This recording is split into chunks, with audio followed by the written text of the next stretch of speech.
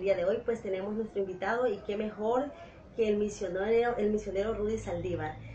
Misionero Rudy, me gustaría un poco, ¿verdad?, que nos hablara acerca del reino. ¿Qué es el reino de Dios? Bien, gracias por haberme invitado aquí a Reflexiones Bíblicas, ¿verdad? Bueno, el reino de Dios, ¿verdad?, se constituye primeramente en su manifestación de su poder, ¿verdad? Son los milagros, son las sanidades, son los prodigios y son también su palabra, ¿verdad?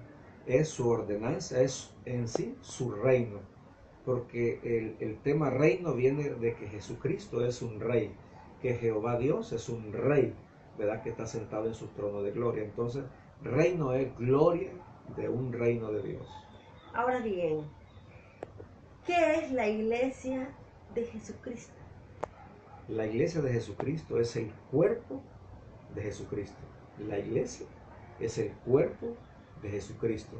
Bien, para poder entender esto, entonces sabemos que tiene que tomar, para ser miembro del cuerpo de Cristo, hay que ser miembro primeramente de la iglesia en propiedad de la iglesia y del cuerpo de Cristo, en santidad, ¿verdad? Pero eso tiene un proceso, ¿verdad? Primeramente llegamos como discípulos a la iglesia, luego en un determinado tiempo entonces entramos a un proceso, a un discipulado, y luego somos ordenados a través del Espíritu Santo como miembros del cuerpo de Cristo. Eso se constituye iglesia, ¿verdad? Iglesia quiere decir el cuerpo de Cristo. Entonces estaríamos hablando de un gobierno. ¿Qué es el gobierno? El gobierno primeramente es un gobierno que se llama gobierno teocrático. ¿Qué quiere decir teocrático?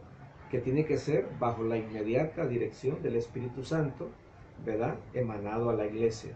Es la voluntad de Dios que se expresa, la voluntad de Cristo que se expresa a través del Espíritu Santo, porque el Espíritu Santo es un consolador. El Espíritu Santo no vino a avergonzar a nadie. El Espíritu Santo no fue enviado por Cristo a avergonzar a la gente, no, sino a consolar a la gente. Entonces, toda petición a Dios es emanada a través del Espíritu Santo hacia la iglesia, hacia las autoridades de la iglesia. Todo privilegio viene de parte del Espíritu Santo. Ese es el gobierno que está autoridad bajo autoridad, pero en la misericordia de Jesucristo. Ahora bien, entonces, ¿cómo se constituye la iglesia de Dios?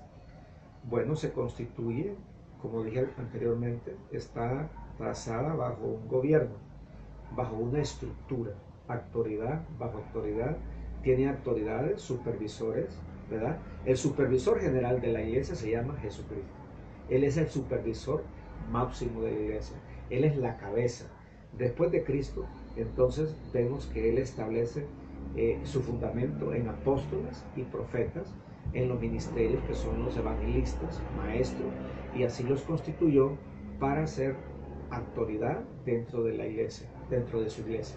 A mí me gustaría saber, misionero, qué es lo que está pasando en estos últimos tiempos, donde las iglesias, algunas iglesias, lucen llenas, pero de repente quedan vacías. ¿Qué es lo que está pasando? Bien, vamos a contestar esta pregunta así contundentemente.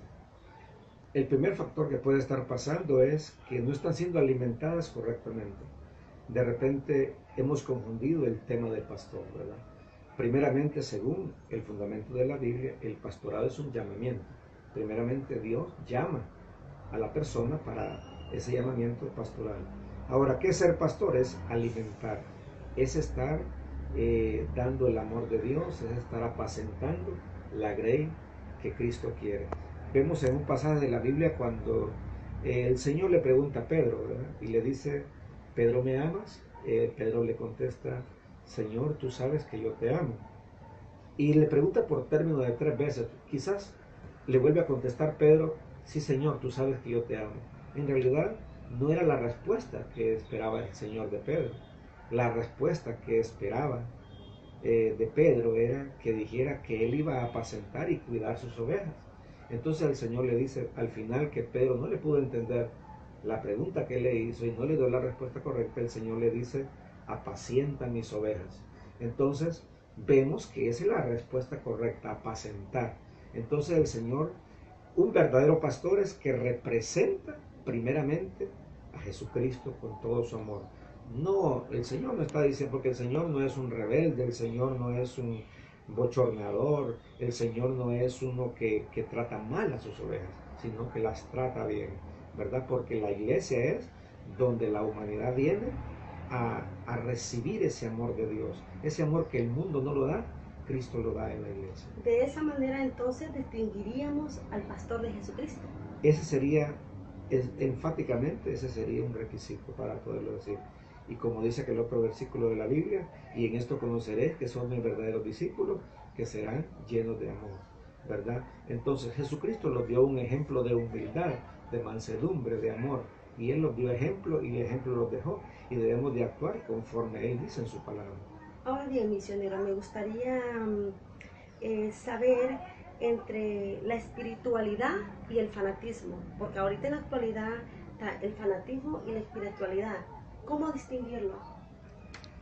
Bien, el fanatismo es algo que no tiene fundamento, ¿verdad? El fanatismo es algo que lleva a las personas a decir que creen en Dios, que creen en Jesucristo, a decir yo soy cristiano. Pero en realidad, ¿cómo podemos detectar que es fanatismo?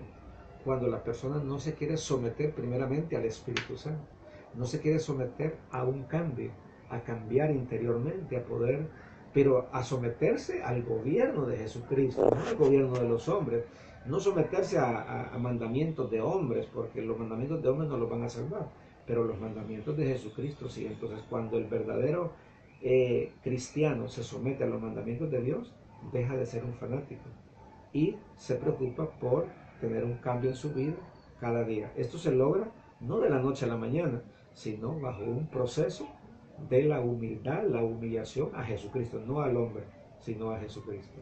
Mire qué importante, ¿verdad?, es saber todo esto, hermanos. Pues siempre vamos a tener aquí invitados en Reflexiones con Dino. Pues los invito, ¿verdad?, siempre a estar pendiente de nosotros. Y gracias, misionero, le agradecemos por estar con nosotros, nuestro primer invitado y un invitado muy especial.